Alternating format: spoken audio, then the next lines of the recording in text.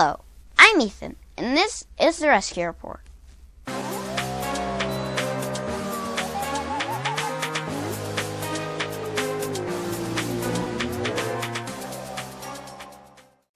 Happy news! The Franklin County Humane Society just broke ground for their new shelter.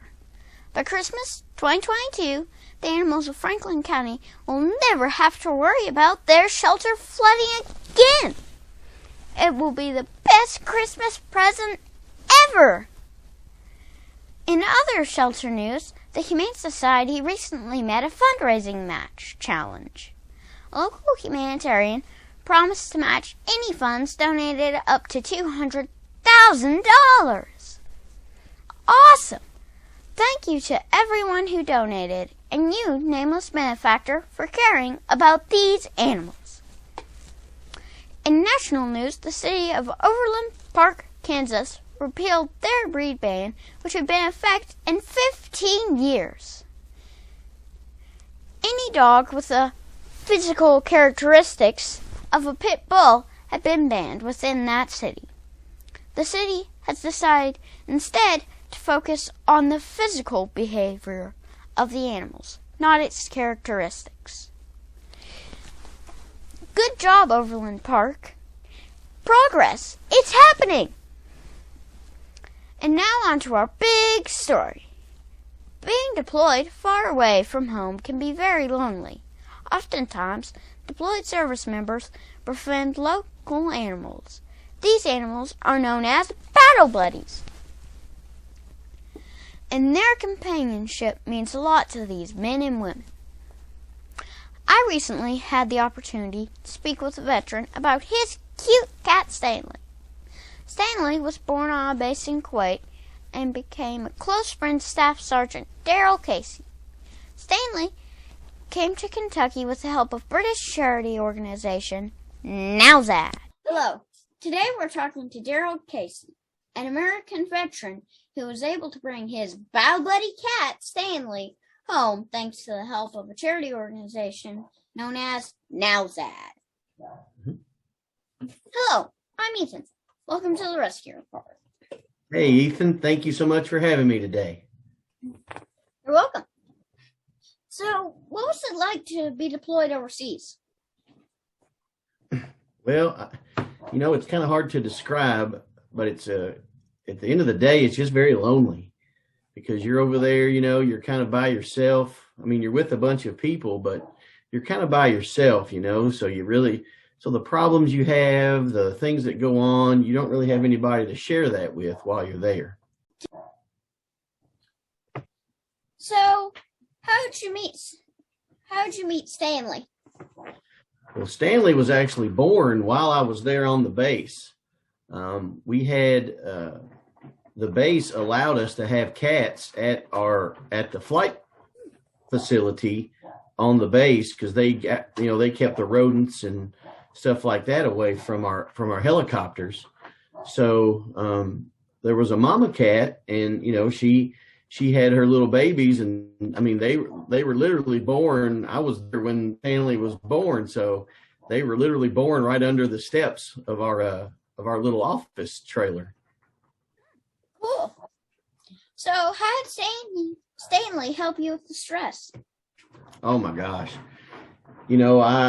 He was, it was so, like I said, when you're on a deployment, you're kind of over there by yourself, you're just trying to get through it, trying to get ready to come home, and, you miss home a lot. And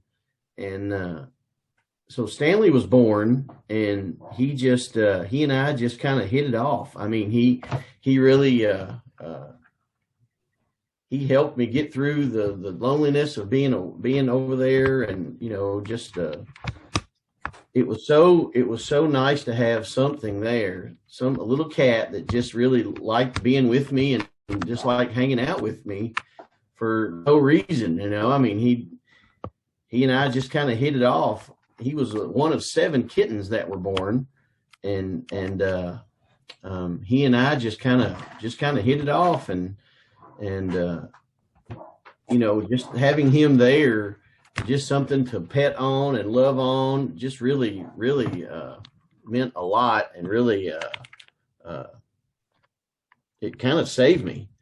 It saved me while I was on that deployment, because I was in a place I didn't want to be at a time I didn't want to be there, and that was my fourth deployment.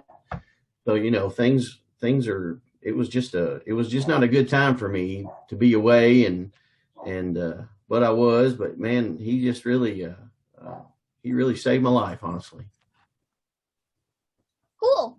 So how hard was it to get Stanley home? Well, it was an interesting experiment to get Stanley to the States, because I had to go pretty much completely. Bear with me one second here. Let me. I'll answer that question again. Just bear with me. My laptop's being ornery here. I'm sorry. Hey, I saw Stanley walking around the floor. Oh yeah. He's in here hanging out with me. He didn't go too far away from old Dad. So the question you asked was how did I get Stanley home? Yeah. And it was a it was a labor of love, Ethan. I'll tell you the truth. So it all started on Christmas Eve.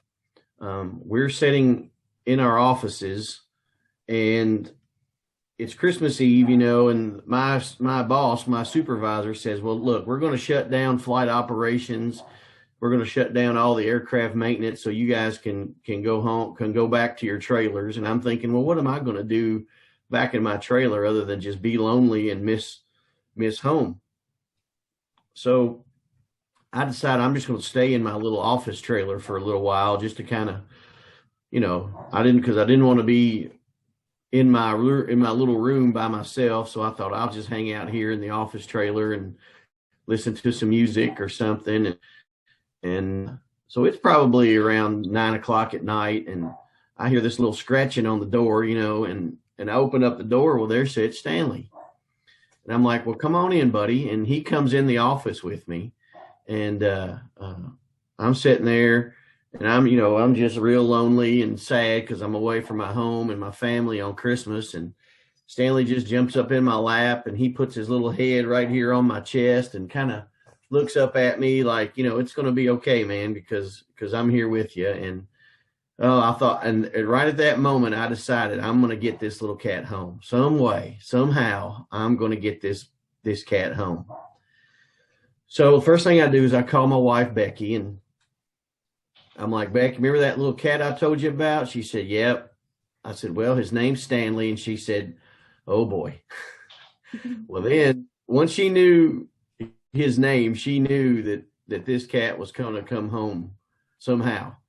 So we're sitting there at dinner the next night, and I'm talking to some of my friends from there, and I'm thinking, man, I'm telling them that, hey, I want to get Stanley home. And one of the guys who I was there with, he was actually from Minnesota, and he said that the last time that the Minnesota detachment was at the base I was at, that one of their troops got a dog home.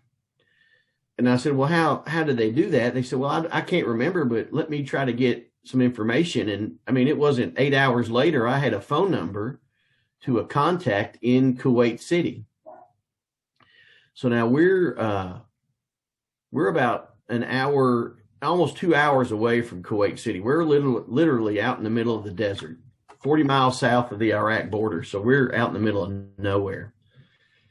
Well, I call this lady, and turns out she's an American citizen. Her husband, who's an American, was a civilian contractor for the Kuwaiti government. Well, this lady, who was born in Paducah, Kentucky, she opened up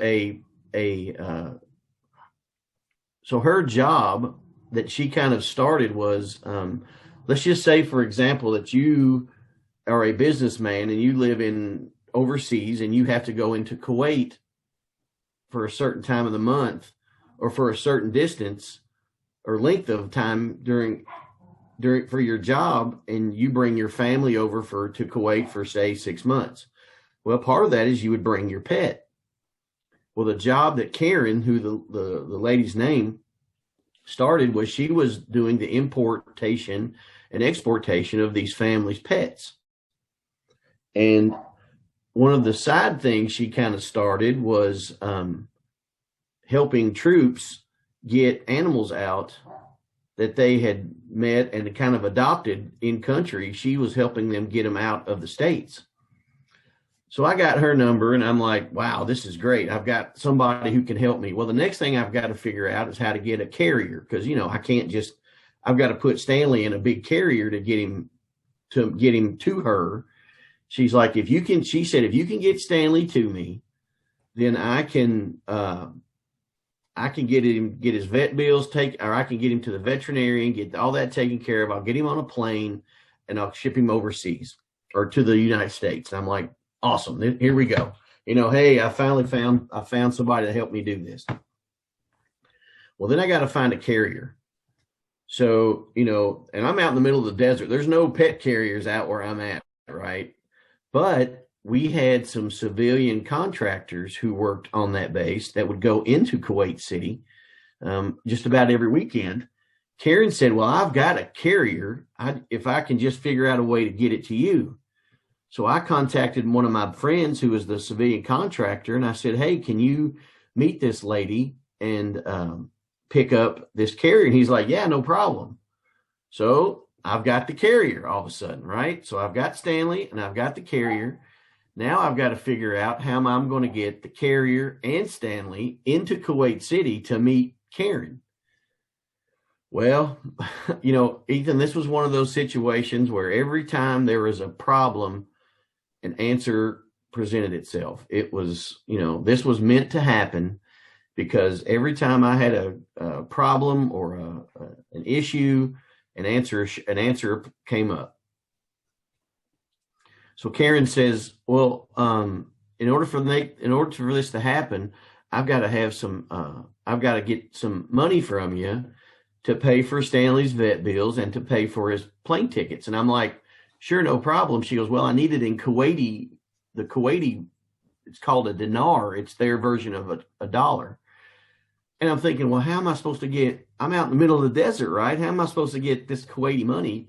Well, our finance office, you could order it and they could bring it on the base. So I've got Stanley, I've got the carrier, I've got the Kuwaiti money. Now I've got to get all that stuff and me into Kuwait City to meet Karen on a particular day. And I'm like, I don't know how I'm going to make that happen. Well, my commanding officer, he was from Minnesota. He was such a cool guy. He pulled me aside. He says, look, he says, I know how much this means to you, how much Stanley is meant to, not only to you, but to everybody here. He said, this is what we're going to do. I'm going to arrange a trip for you to go into Kuwait City to meet this lady and drop off Stanley. Now look, Ethan, he didn't have to do that. He could have said, look, man, tough luck. You figured it out. But he was kind-hearted enough and just such a great person that he let me do that. So I take myself, the carrier with Stanley in it, and the cat and the Kuwaiti dinar. We go into Kuwait City and I meet Karen. First thing I do is give her a big hug. I'm like, well, look, thank you so much for doing this. And then I give her Stanley and the Kuwaiti money. And I said, now look, this is basically my child. Okay. So just please don't let anything happen to him. Just take care of him as best you can. She said, I will absolutely do that. Well, she did. So Stanley went to the vet, has a actual Royal Kuwaiti veterinarian tag degree. Yeah, it's like a big letters and words and all in Arabic and in US and in English. It's a Royal Kuwaiti veterinarian stamp, which says that he's been inoculated. So he's had all of his shots. He was neutered. He had all of his grooming, and he had a clean bill of health, basically. So then Stanley spends like the next 7 days recovering from his surgery at Karen's house in a bedroom. So basically, Stanley has his own bedroom in this house where he's kind of chilling out, relaxing, and she's sending me pictures, and he's just laying on the bed, you know, just kind of laying around and enjoying life. And I'm thinking, wow, man, this cat's got it pretty good right now. Well, then Karen gets Stanley on the plane. He flies from Kuwait City to Amsterdam, and then Amsterdam into Atlanta. Well, part of the problem I had was, how am I going to get Stanley from Atlanta to Kentucky? I mean, that's a long way. I'm still over in the desert, by the way. I'm still deployed. Well, my mom, who's retired, and my pop, they said, well, we'll go get him. We got nothing to do. We'll go get the grand cat, because, you know, they considered Stanley the grandchild right by now. So they go down to Atlanta, pick up Stanley, bring him back, and it was like 2 a.m. by the time Stanley finally got to Frankfurt, and my wife Becky had made a room for Stanley. It was like his room. She cleaned out a room and made it his, and so they opened the carrier, and they don't really know what to expect, because Stanley's been traveling by now for like 16 hours in this carrier, right? So Stanley comes out of that carrier, does one of those big cat stretches, you know, where he kind of, he stretches out real like hard. When our dog Hank wakes up, he'll put his back legs spring loaded, basically. Yeah, he did. Yeah, that's right. Stanley did one of those big old stretches, and he comes out of the carrier, and he goes over, and he's like, ooh, food. So he takes a little bite of food. Oh, water. So he takes a little drink of water, and a cat tree. And he jumps up on the cat tree and looks around. Then he runs over and rubs his head up against my mom, and rubs his head up against my pop. And then he sits at the foot where my wife is sitting in a little chair, and she says, hi, Stanley, I'm your new mommy. And he jumps up in her lap and lays down and just starts rubbing on her. And Becky said, I bawled. I was a sobbing mess. She said, I was so happy.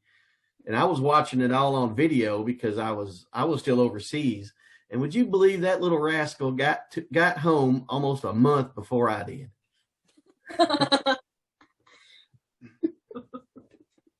But now we're reunited, and, you know, it's just I just can't imagine my life without him. So what can we do to help animals like Stanley? Oh, wow. Well, there's the organization that actually helped me pay for getting Stanley over here is called Nowzad. Nowzad. I was looking at the website, right? Matter of fact, I was just looking at the website. Nowzad is the name of the organization, and it was started by a British guy who was in the service, and while he was on deployment, he met and befriended a little dog, and he brought that dog home. Then he realized that he wasn't the only one, so he started this organization named after the dog. He named his dog Nowzad. So it's a pretty cool name, isn't it? Pretty neat how that all happened. So the way it worked for me was, I contacted Nowzad and I said, hey, y'all, I'm trying to bring my little cat home. They said, oh, that's awesome. Send us a picture and kind of tell us your story. So I did. And then they sent me a link that I sent out on my Facebook page. Just like, hey, if anybody's willing to donate to this, it would be great. You know, I sure would appreciate it if you could do it. Well, a friend of mine who was a news reporter for a Lexington TV channel got a hold of that story, saw it on Facebook, and then he contacted me and said, hey, would you like to do a story on the news about this? And I said, sure, man, whatever. Yeah. And I asked him, I said, do you think people will want to watch? You know what he said? he said that people need stories like this because the news, there's so much bad stuff happening, and the news reporting it. He said people need good stories like this to kind of realize that things are okay. So I get on Skype. I don't know if you've ever heard of Skype or not, but it's kind of like Zoom. I got on Skype and did an interview with this guy. His name was Sean Moody. He was the reporter, and he did the story. And so people kind of would donate money to this. It was kind of like a page where you could donate money. And so when I went to bed, after I did that interview, there was maybe, I don't know, a couple $100 in the account that people had donated. So that night, because I was 8 hours ahead, so that news story was on the 6 o'clock news. I'm sorry, it was on the 5 o'clock news, the 6 o'clock news, the 11 o'clock news, and then they ran it in the morning. And Ethan, you want to guess how much money was in that account when I woke up the next day? There was over $2,500 in that account that people all over, and then because all over the world had donated to that to help me get Stanley home, because the story got picked up by what's called the Associated Press, which means it went all over the world. And I had people from like New Zealand, from Denmark, from Australia, from England, from Japan, South Korea, South Africa, South America, people just saying, hey, this is such a great story. We're happy to do what we can to help. Nowzad raised so much money on that not only did Stanley get all of his costs covered with the veterinarian bills and his plane ticket, but also 3 of Stanley's siblings got adopted by other people in the unit that I was in, and they all got sent home. So Stanley and 3 of his siblings are here in the States now because of that, in great part due to the help that Nowzad gave us. Awesome. So if a kid wants to be in the military, what do they need to do? Oh, wow. Well, I tell you, what's really important is your physical fitness. So one of the things that's really important is your physical fitness. So you need to get outside and play and ride your bike and run and don't stay inside watching TV and playing video games. Go outside and enjoy being out there and working out and play baseball or softball or frisbee or things like that.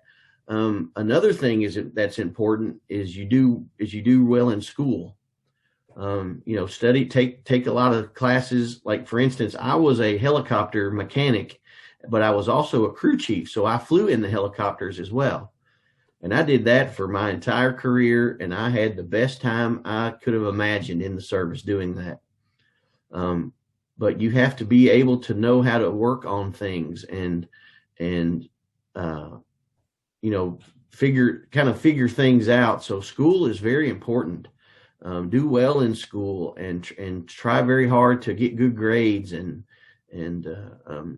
but the most important thing is you just have to have a desire to serve your country. It's not for everybody, that calling to serve something and to give yourself up to something that's bigger than you are. Some people want to do well for themselves, and that's okay. There's nothing wrong with that. But in order to serve your country, you have to give up a whole lot. You have to give up a lot of time with your family. You have to give up a whole lot of your time. Sometimes you may have to deploy overseas, and you have to give up a very long time with your family and your loved ones. But you're doing it because you believe in something bigger than yourself.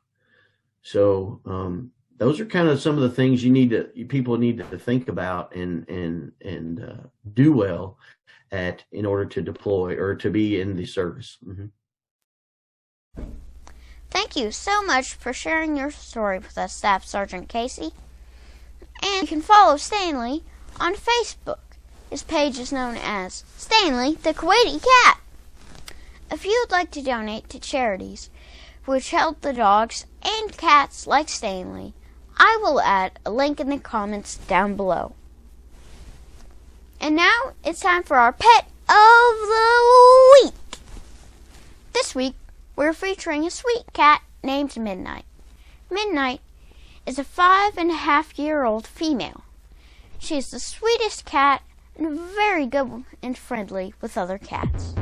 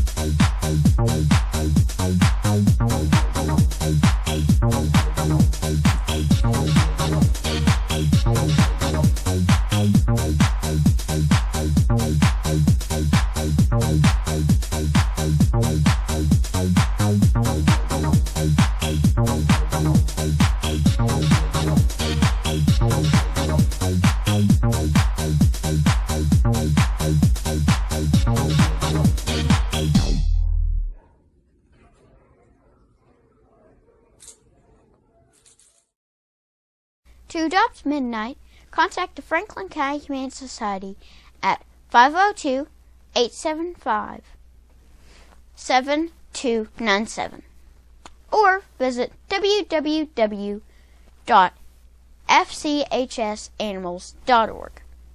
This week, I hope everyone has a very happy Halloween. Stay safe and get lots of treats. And remember, peace, love, adopt.